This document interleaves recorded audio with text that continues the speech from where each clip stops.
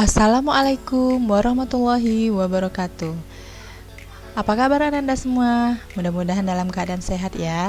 Kali ini kita berjumpa lagi bersama Bunda Gina Andriliana di pelajaran matematika. Matematika kali ini kita akan bahas mengenai matematika di kelas 12. Sebelum kita memulai pembelajaran, alangkah kita lihat dulu untuk tahun pelajaran ini. Matematika di semester ganjil adalah dimensi 3. Yang kedua, statistika. Nah, hanya 2 saja ya untuk semester ganjil kelas 12-nya. Dan untuk semester genapnya, kaidah pencacahan dan peluang. Nah, mudah-mudahan untuk tahun pelajaran ini Anda bisa memahami semua materi dengan baik. Materi pertama yang akan kita pelajari yaitu dimensi 3. Nah, sebelum kita membahas mengenai dimensi 3, kita lihat kompetensi dasarnya terlebih dahulu yuk. Kompetensi 3 itu mendeskripsikan konsep jarak dalam ruang antar titik, titik ke garis, dan titik ke bidang. KD 4-nya menentukan jarak dalam ruang antar titik, titik ke garis, dan titik ke bidang. Nah, sebelum kita memahami seluruh KD yang ada, tentunya kita mengawali dengan materi bagian pertama, yaitu dengan tujuan pembelajaran.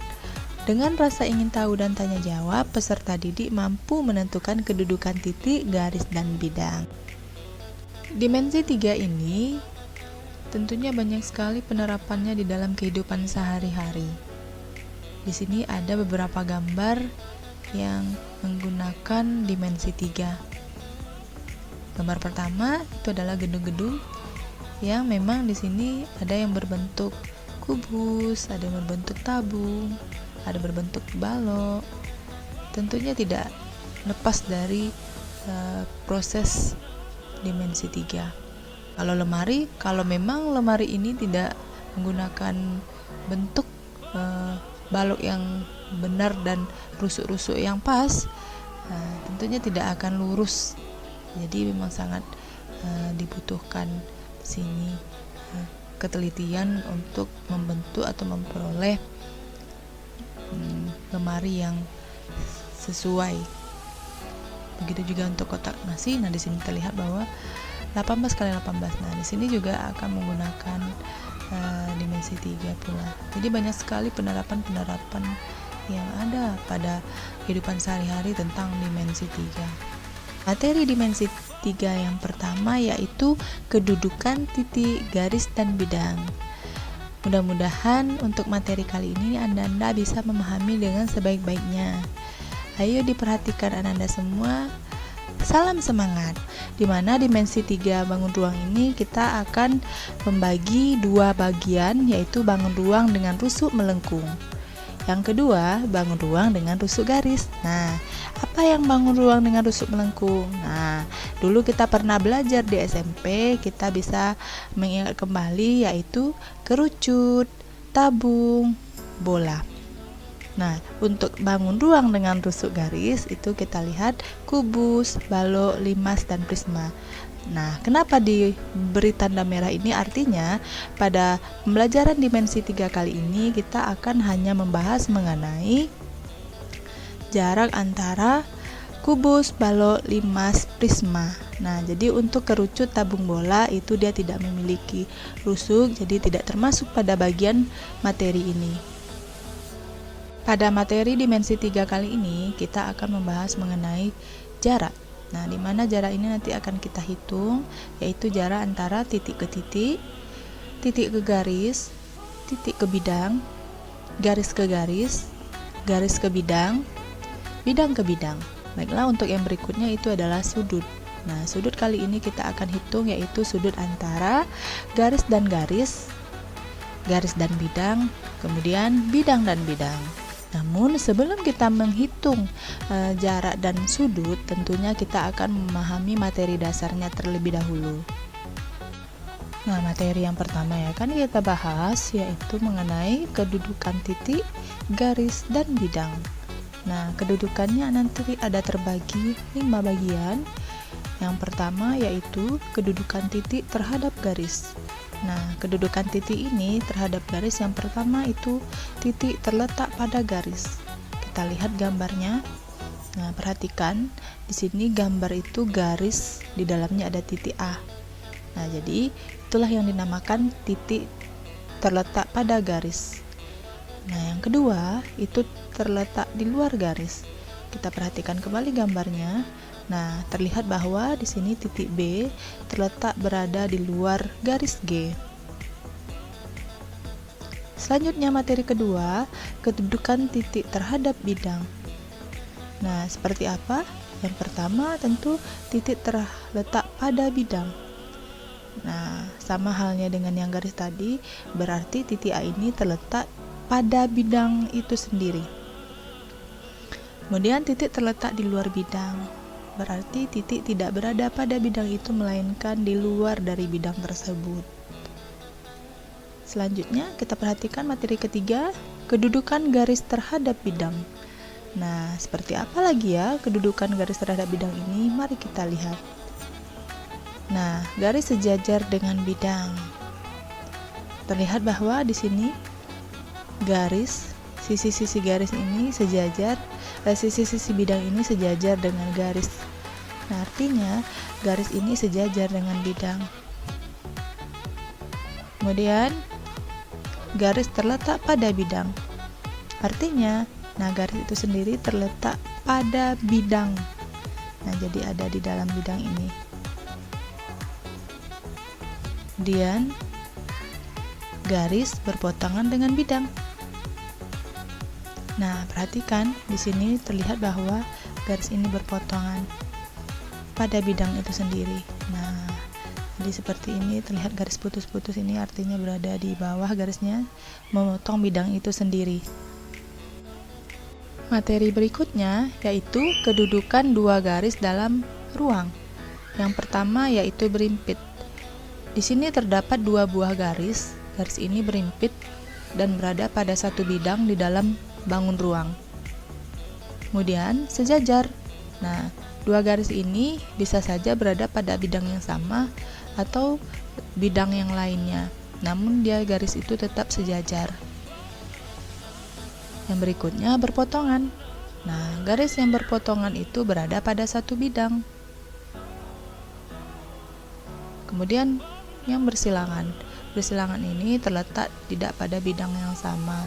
Artinya dua buah garis ini berbeda bidangnya, terletak pada bidang satu dan bidang yang lainnya pada bangun ruang. Itulah kedudukan titik dua garis dalam ruang. Materi yang terakhir yaitu kedudukan dua bidang. Nah, di sini kita akan lihat bidang yang pertama berimpit. Terlihat bahwa di sini ada dua buah bidang yang saling berhimpit. Ini adalah kedudukan dua bidang yang berhimpit. Kemudian yang sejajar. Nah, bidang yang sejajar ini kalau kita beri jarak, maka jarak antara salah satu rusuknya atau bisa saja kita ambil di sini garis tengah itu saling tegak lurus. Maka dia merupakan bidang yang sejajar.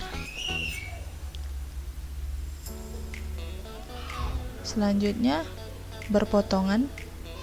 Nah, bidang yang berpotongan ini terlihat bahwa di sini saling memotong. Nah, ini digambar terlihat bahwa di sini bidang ini saling berpotongan. Itulah kedudukan yang terdapat pada dua bidang. Kita perhatikan contoh soal. Perhatikan gambar berikut ini. Gambar apakah ini, Ananda? Gambar kubus tentunya. Nah, sebelum kita melihat contoh soalnya, kita harus bisa terlebih dahulu menentukan titik yang benar pada sebuah bangun ruang. Kalau untuk kubus, nah hati-hati dalam menentukan titik sudutnya. Titik sudutnya biasanya dimulai dari kiri untuk bagian bawah alas A, B, C, D. Nah, jadi berurutan seperti itu ya. A, B, C, D. Jangan A, B, C, D. Jadi tidak boleh nyebrang. Jadi harus bersebelahan. A, B, C, D. Nah, ketika A dimulai dari kiri, tentunya untuk E juga harus dimulai dari kiri. Dan posisinya juga sama dengan yang tadi. E, F, G, H. Nah, barulah kita lihat soalnya. Tentukanlah yang pertama, kedudukan titik F terhadap garis BC dan garis EF. Ini ada 2 soal ya Ananda. Jadi untuk titik F terhadap garis BC, kita perhatikan titik F garis BC. Nah, jadi kita melihat bahwa di sini BC, F, titik F itu berada di luar garis BC. Artinya titik F terhadap garis BC itu berada di luar. Nah, ini dia. Oke, untuk yang kedua, titik F terhadap garis EF. Titik F terhadap garis EF. Apa yang Ananda lihat? Titik F berada di garis EF, berarti pada. Jadi F pada EF. Untuk kedua ini adalah pada. Nah, tuh. Berikut soal kedua, kedudukan titik D terhadap bidang ABCD dan bidang BCGF. Nah, ini juga 2 soal. D, ABCD. Jadi kita perhatikan titik D dan bidang ABCD. Titik D, ABCD. Apa yang dipikirkan? Benar, D berada pada ABCD. Jadi untuk jawabannya titik D pada bidang ABCD kedudukannya. Untuk yang titik D bidang BCGF. Titik D bidang BCGF berada di luar. Nah, jadi titik D berada di luar bidang BCGF. Ini dia. Soal ketiga, kedudukan garis AB terhadap garis BC, HG dan EG. Nah, ini 3 soal. AB terhadap garis BC, AB terhadap garis BC. Ayo, di AB terhadap garis BC itu berpotongan. Nah, jadi berpotongan. Nah, satu bidang jadi berpotongan ya. Untuk berikutnya, garis AB terhadap HG. Garis AB terhadap HG. Ini adalah garis yang sejajar. Oke, lanjut. Ini AB terhadap EG itu bersilangan. Jadi AB terhadap garis EG. Garis EG. Jadi tidak satu bidang. Nah, jadi bersilangan. Oke. Kedudukan bidang ABCD terhadap bidang ADHE. Bidang ABCD terhadap terhadap bidang ADHE.